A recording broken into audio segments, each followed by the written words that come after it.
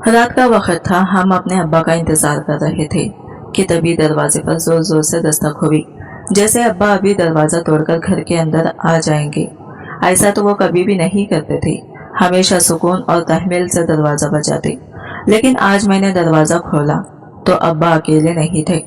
उनके पहलू में यह खूबसूरत कम उम्र लड़की भी खड़ी थी। इसकी आंखें नीली थी और बाल मुल्की भूरे थे। इसे देखते ही लगा जैसे कि आसमान से कोई परी जमीन पर उतर आई हो। इसका कद तकरीबन अब्बा के बराबर था और वो बेइंतहा खूबसूरत लग रही थी। इसकी तरफ देखकर एक लम्हे में मुझे लगा जैसे मैं इसके सामने कुछ भी नहीं हूँ। मेरी नजर इस पर से हटी तो अब्बा पर पड़ी, जो बहुत गुस्से में लग रहे थे। अब्बा ये कौन है? मैंने धीमे से सवाल किया। सारी बातें क्या यही खड़े खड़े कर लोगी? दरवाजे के अंदर हुए बोले। वो लड़की अब्बा के पीछे पीछे घर में दाखिल हुई। अब्बा को मेरी तरफ आने का कहा और बोले इसे अंदर ले जाओ, मेहमान खाने में ठहरा दो, खाने पीने का बंदोबस्त करो। अब्बा यह है कौन? मगर मैंने धीमे से पूछा तो अब्बा बगैर जवाब दिए अम्मा वाले कमरे में चले गए थे। मुझे हैरत हो रही थी कि ये लड़की कौन है, अब्बा इसे क्यों लेकर आए हैं। कहीं अब्बा ने कोई दूसरी शादी तो नहीं कर ली? पर ऐसा कैसे हो सकता था? अम्मा अब्बा दोनों ही एक दूसरे से बहुत मोहब्बत करते थे और मेरी अम्मी तो अभी जवान थी। खैर से मैं इस लड़की को मेहमान खाने में लेकर गई। वो बहुत खामोश भी थी और डरी हुई भी थी। इसे देखकर लग रहा था ये अभी रो पड़ेगी और कमरे में आते ही वो चीखें मार मार कर रोने लगी। इसे धाड़े मारता देखकर मैं भी परेशान हो गई थी। मैंने अब्बा को बुला लिया। कहने लगी खुदा के लिए अपने बाप को मत बुलाना, और इसको रोता देखकर मुझे परेशानी हो रही थी। मैंने कमरे का दरवाजा बंद किया, भागती हुई अब्बा के पास गई और इन्हें कहा कि वो लड़की ज़ारो खता रो रही है। अब्बा भी अम्मा को देखकर कोई बातें कर रहे थे। मुझे देखकर वो चौंक गए और बोले, तुम्हें मैंने इस लड़की के पास बैठने को कहा था।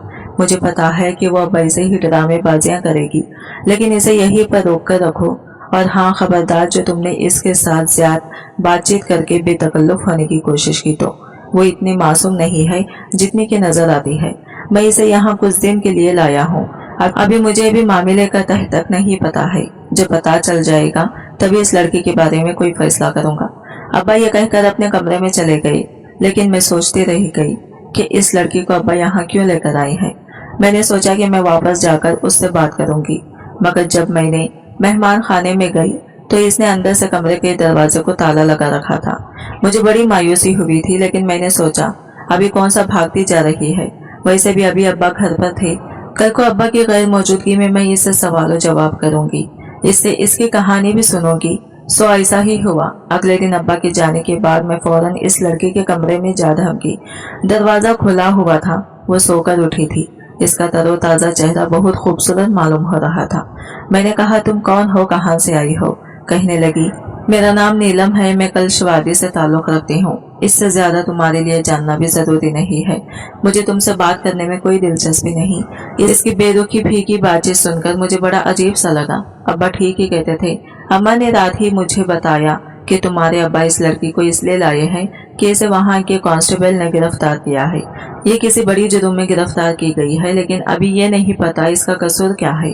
तुम्हारे अब्बा को तुम्हारे अब्बा से मैंने भी पूछा था कि इस लड़की को घर क्यों लाए हैं।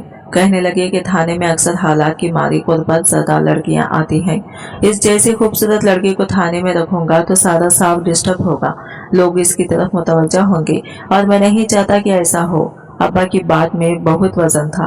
वाकई ये लड़की अगर जेल में होती तो सब लोग कैदी बनना ही पसंद करते, इसलिए शायद वो इतनी मगरूर भी थी कि बात न कर रही थी। मगर मैं इसका राज जानना चाहती थी। मुझे मालूम था कि वो मुझसे बात नहीं करेगी। इसके बावजूद भी मैं इसके कमरे के इर्द गिर्द मंडलाती रहती थी। यहाँ तक कि शाम हो गई। अब्बा घर आए। उन्होंने आते ही इस लड़की का पूछा। कहने लगे कि इसे खाना दिया था क्या? हमने कहा, अब्बा ना वो खाना खा रही है ना ही पानी पी रही है। अब्बा ये कहकर इसके कमरे में चले गए। दरवाजे को अंदर से कुंडी लगा दी। ये बात अम्मा को बुरी भी लगी थी कि अब्बा आते ही इस लड़के से क्या बात करने कमरे के अंदर गए हैं। मुझे भी ये बात बुरी लग रही थी। अब्बा को हमसे कोई बात छुपानी नहीं चाहिए थी। अगर वो एक मुजरिमा थी तो इसके साथ कमरे में अकेले बंद होने की क्या तक बनती थी। पर अब्बा ये कहकर अंदर कमरे में गए थे कि मुझे इससे जरूरी बात करनी है। खैर से 5-10 मिनट के हद कमरे का दरवाजा खुला। अब्बा बाहर आए तो इनके चेहरे पर गहरी सोच और फिक्र के आसार नुमायां थे। लगता था जैसे वो इस लड़की की बात से खुश नहीं हुए बल्कि और परेशान हो गए हैं। उसके फौरन बाद अम्मा भी लड़की के कमरे में गई। मैं अम्मा के जज्बात को समझ सकती थी। अम्मा उसे टुटोल टुटोल कर देखने लगी कि वो लड़की किसी बेजान बुत की तरह खड़ी रही। इसके हमसे कोई बात नहीं की, बस एक मुस्कान सी अपने चेहरे पर रखी, जैसे वो ये सब कुछ जानती हो और हमें कुछ भी कहना या सुनना ना चाहती हो। तभी मेरी नजर लड़की के पास मौजूद इस गठरी पर पड़ी जो इसने कब से अपने बगल में दबाए रखी थी। मैंने सोच लिया कि मैं ये खोलकर देखूंगी, ऐसे छीनूंगी कि इसमें क्या है। अम्मा के कमरे से बाहर जाने के बाद मैंने झपट कर वो घड़ी अपने पास रख ली। वो मेरी मिन्नत करने लगी कि मुझे वापस दे दो। मैंने कहा मैं ऐसा तो नहीं करूंगी। जब तक तुम मुझे अपने बारे में नहीं बताओगी, मुझे अपनी कहानी नहीं सुनाओगी, मुझे तुम में दिलचस्पी हो रही है तो तुम्हें अब्बा ना जाने कब वापस जेल लेकर चले जाएंगे। मैं फिर से तड़पती रहूंगी इसी तजस्सुस में कि करज तुम कौन थी, कहाँ से आई थी, तुम्हारा जुर्म क्या था। कहने लगी कि मैं अपने माँ बाप की कसम खाकर कहती हूँ तुम्हें सारी कहानी सुनाऊंगी, लेकिन अभी नहीं, मेरी घड़ी वापस कर दो। वो रोने लगी तो मैंने घड़ी इसको वापस कर दी। गठरी में कुछ सख्त सख्त सा था, ऐसा लग रहा था जैसे कोई कांटे रखे गए हों। मैं देकर बाहर आ गई। मुझे अपने भी काम थे। मैं उस लड़के से जितना भी बात उगलवाने की कोशिश करती, वो मेरी किसी बात का जवाब नहीं देती थी। खैर से मैं अम्मा के पास आ गई। अम्मा ने आकर देखा तो अब्बा से लड़ाई लगा रखी थी। वो अब्बा को चिल्ला चिल्ला कर कह रही थी कि मुझे तुम्हारी नीयत अच्छी तरह समझ जा रही है। खूबसूरत लड़की को देखकर तुम्हारा दिल फैल गया है। अब तुम चाहते हो कि वो यहीं पर रहे। तुमने कहीं इसे निकाह तो नहीं कर लिया। अम्मा की बात सुनकर अब्बा ने सर पकड़ लिया। अब्बा बोले कि बेगम, इसे वाकई में गिरफ्तार करके थाने में रखना था, लेकिन मैं इसको घर लेकर आ गया। मैं इतनी खूबसूरत लड़की को थाने में रखना नहीं चाहता था, पर अम्मा बहुत पागल हो रही थी। इनको किसी की बात समझ नहीं आ रही थी। अम्मा ने अब्बा से साफ कह दिया कि इस लड़के को घर से लेकर जाओ, वरना मैं अपने मैके चली जाऊंगी। अब्बा मजबूर हो गए। उन्होंने अम्मा से वादा कर लिया कि वो इस लड़की को सुबह सवेरे ही यहाँ से लेकर चले जाएंगे। इसके बाद वो कभी भी यहाँ नहीं आएगी। अम्मा ये बात सुनकर मुतमईन हो गई थी, पर मुझे साथ ही फिक्र पड़ गई थी कि अब तो ये लड़की जेल चली जाएगी तो मैं क्या करूँगी। क्या मैं इससे कभी बात नहीं कर सकूंगी। मुझे इससे अभी और इसी वक्त बात करनी थी। इसलिए मैं अपने कमरे से निकलकर नीलम के कमरे के दरवाजे के बाहर जाकर खड़ी हो गई। मैंने हल्के हल्के अंदाज में दस्तक देना शुरू की, पर शायद दस्तक इस तक पहुंच नहीं रही थी। मैंने दरवाजा जोर जोर से भी बजाना शुरू कर दिया, पर नीलम ने दरवाजा नहीं खोला। शायद कि वो मुझसे कोई बात नहीं करना चाहती थी। मुझे इसने यूं ही टाल दिया था। मैंने कहा नीलम ने अपने माँ बाप की कसम खाई थी, मुझे यह बात तो बतानी ही पड़ेगी। पर नीलम सो गई थी। मेरे सवाल का जवाब नहीं दिया तो मैं वापस आ गई। अब्बा मेरे इतने सख्त थे कि मैं इनसे कोई भी बात करती तो मुझे डर ही लगता था, इसलिए मैं इनसे भी पूछ नहीं सकती थी। मेरे जहन में मारे तजस्सुस के मुख्तलिफ बात घूम रही थी। सुबह हुई, मेरी आंख 10 बजे खुली। अम्मा ने बताया कि तुम्हारे अब्बा नीलम को लेकर वापस थाने चले गए थे। मैंने रोका नहीं, क्योंकि मैं इस लड़की से बिल्कुल भी खुश तो दूर की बात मुतमईन भी नहीं थी। इसलिए तुम भी इसको भूल जाओ। अच्छी बात नहीं है कि हम एक अनजान लड़की के बारे में इतनी दिलचस्पी रखें। अगर वो किसी काम की होती तो तुम्हारे अब्बा इसे इज्जत देते या तुम्हें इससे बात करने से मना ना करते। अम्मा की बात से बेजाहिर मैंने ईमानगी तो जाहिर कर दी थी, पर मैं इस लड़के से मिलना जरूरी चाहती थी। अम्मा ने कहा था कि इसे अब्बा ने थाने में रखा है। मेरी एक सहेली थी जिसका भाई वकील था। वो अक्सर थाने और जेल वगैरह के चक्कर लगाता रहता था। नाजिम अंसारी से मेरी सलाम दुआ थी। वो थोड़ा थोड़ा मुझे पसंद भी करता था, मुझ में दिलचस्पी रखता था। वैसे उस खूबसूरत लड़कियों से शुरू से ही इश्क था। जब मैंने ये सारी बात उसे बताई तो वही एकदम से दिलचस्पी लेने लगा। कहने लगा कि मैं तुम्हारे साथ चलने को तैयार हूँ। तुम इससे कहानी भी पूछ लेना और मैं भी देख लूंगा कि उसका केस क्या है। हो सकता है कि वो किसी अमीर खानदान की चश्मो चिराग हो। अगर मैं इसका राबिता उसके खानदान के साथ करवा दूं और वो लोग मुझे उसका वकील रख लें तो उसकी सजा भी माफ हो सकती है, और साथ ही साथ तुम्हारी दिलचस्पी का माहौल भी वो बनी रहेगी। और अच्छा रहेगा कि तुम इसे तफ्शीश कर लिया करोगी। कहानी भी वो तुम्हें सुना देगी और मेरा मकसद भी पूरा हो जाएगा। एक तीर से 2 शिकार हो जाएंगे। मैंने कहा नाजिम, इससे अच्छी कोई बात ही नहीं। पर अब्बा का क्या होगा। कहने लगा, तुम भी बड़ी बेवकूफ हो। ये एक थानेदार की बेटी होकर तुम्हें इतना नहीं पता कि अपने बाप को धोखा कैसे देना है। मेरा मतलब आंखों का धोखा। तुम एक बुर्खा पहन लेना, मैं तुम्हारे अब्बा से कहूंगा कि ये मेरी स्टैंड है, तुम इसके साथ बैठकर कहानी लिख और मैं इससे सवाल जवाब करता रहूंगा। यूं आकर इसे मालूम होगा कि एक वकील इससे मालूमात लेने आया है, इसकी रिहाई में दिलचस्पी रखता है, तो वो तुम्हें बात भी बताएगी और तुम्हारी कहानी का तजस्सुस भी पूरा हो जाएगा। अगले ही दिन हम अब्बा के पास थाने में पहुंच गए थे। अब्बा को जरा भी शक नहीं हुआ कि नाजिम अनवर अंसारी के साथ बुरखे में मैं थी। मैं दरअसल इस लड़की की कहानी तक पहुंचना चाहती थी। नाजिम अंसारी अब्बा से इस लड़की का पूछकर मुतालिका मेल तक पहुंचा था। मैंने देखा नीलम नीचे फर्श पर लेटी हुई थी। इसकी आंखों में बेउम्मीदी सी थी। ऐसा लगता था जैसे इसे जिंदगी में किसी चीज से कोई लगाव नहीं रह गया था। इसे अब थाने से जेल लेकर जाया जाना था। अगले ही दिन उसे जेल लेकर जाना था। आज उसका यहाँ पर आखिरी दिन था। मैंने उसके साथ जाते ही सलाम दुआ की। इसको ये नहीं बताया कि मैं इससे पहले से जानती हूँ। मैंने कहा कि मैं नाजिम अंसारी के साथ स्टैंड के तौर पर आई हूँ।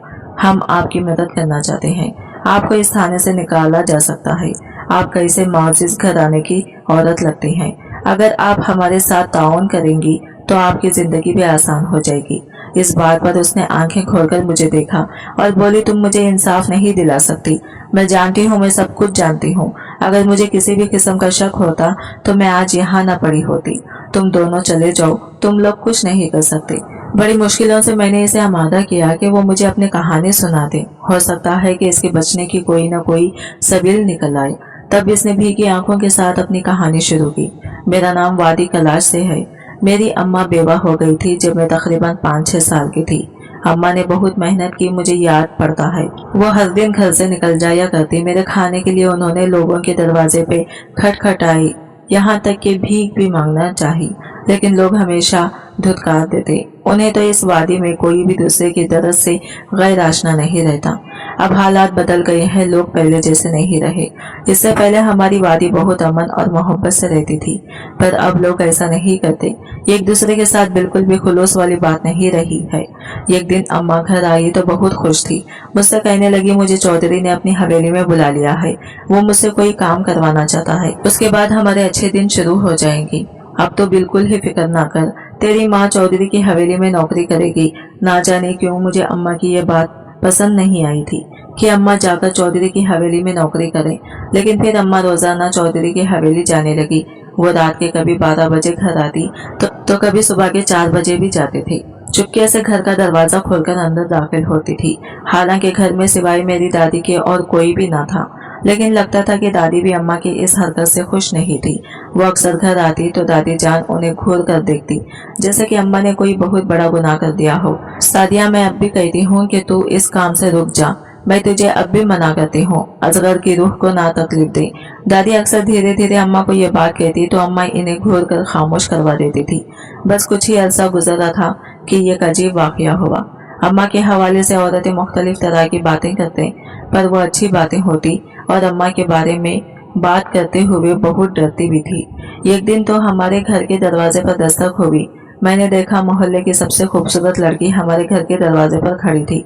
तभी लड़की की माँ कहने लगी, अरे जाहिदा, मैं तुमसे बच्चेदानी में शेर का दान तुलवाने के लिए आई हूँ। मैं अपनी बच्ची की शादी कर रही हूँ, चाहती हूँ कि ये जल्दी ही औलाद वाली हो जाए।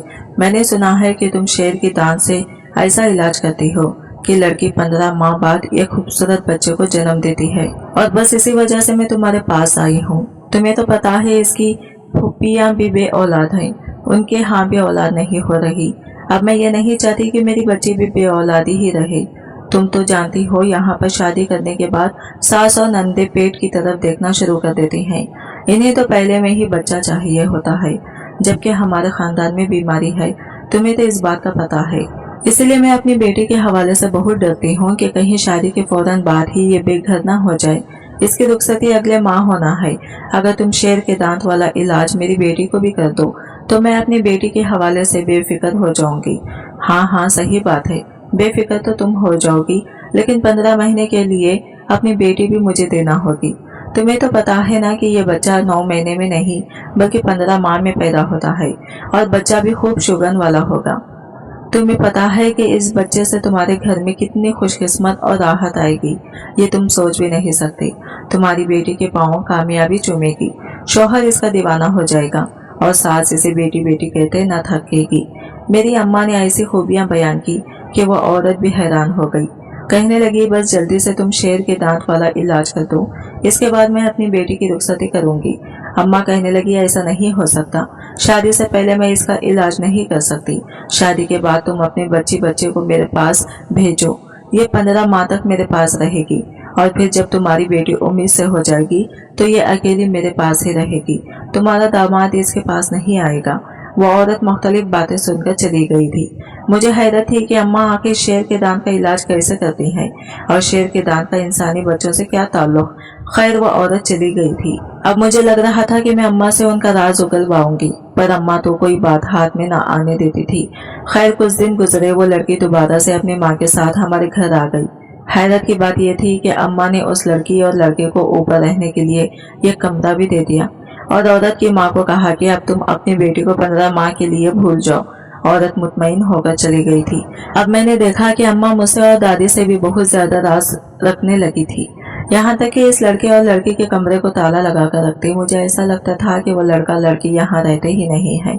अम्मा ने तो बस हमारे सामने कोई ढोंग रचाया है, असल मामला कुछ और ही था, पर अम्मा हमें कहाँ बताने वाली थी।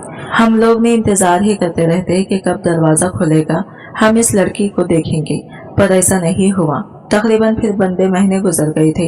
एक दिन इस कमरे का दरवाजा खुला, मैंने देखा वो लड़की अंदर ही थी। वो वाकई उम्मीद से हो चुकी थी, इसका शौहर अलबत्ता वहां पर नहीं था। इस तरह 15 माह गुजर गए। 15 माह के बाद जब इसने ये खूबसूरत बच्चे को जन्म दिया तो मैं उस बच्चे को देखकर हैरान रह गई। वो बच्चा कहीं से भी 9 महीने का नहीं लगता था, बल्कि वो वाकई 15 महीने का लगता था। काफी बड़ा हो चुका था, सेहतमंद भी था। अम्मा ने साथ ही साथ उस लड़के और लड़की को 1000 रुपये भी दिए। वो लड़का लड़की बहुत खुश थे, कह रहे थे कि आपने हमारा ऐसा इलाज किया है, अब हम सारी जिंदगी आपके पास ही आया करेंगे, अगला बच्चा होगा तब भी आपके पास आएंगे। ये बात सुनकर अम्मा के चेहरे पर एक परिस्तार मुस्कुराहट फैल गई थी। उन लड़का लड़की के जाने के बाद हमारे घर में भी खुशहाली आ गई थी। उसके बाद कई औरतें माँ के पास आई, कहा कि हमारा भी इलाज कर दो, पर अम्मा ने किसी का इलाज नहीं किया। पहले तो इलाके में अम्मा की बहुत धूम थी, लेकिन अब अम्मा इस कदर परेशान रहने लगी जिसका कोई हिसाब नहीं। अम्मा अक्सर चौधरी की हवेली में ही रहते थे। घर वापस भी आती तो चेहरे पर हवाइयां उड़ी होती थी। एक दिन अम्मा घर से गायब हो गई। उसी दिन हमारे घर पुलिस आई और मुझे गिरफ्तार करके ले गई। मैंने पुलिस वालों से बहुत पूछा, बताओ तो मेरा कसूर क्या है, लेकिन ये लोग कहते हैं कि तुम्हारी माँ शेर के दांत बेचना और स्मगलिंग करने का काम करती थी। वो गायब हो गई है अपने इस आदमी के साथ जिसके साथ मिलकर पिछले 1.5-3 साल से वो ये काम कर रही थी।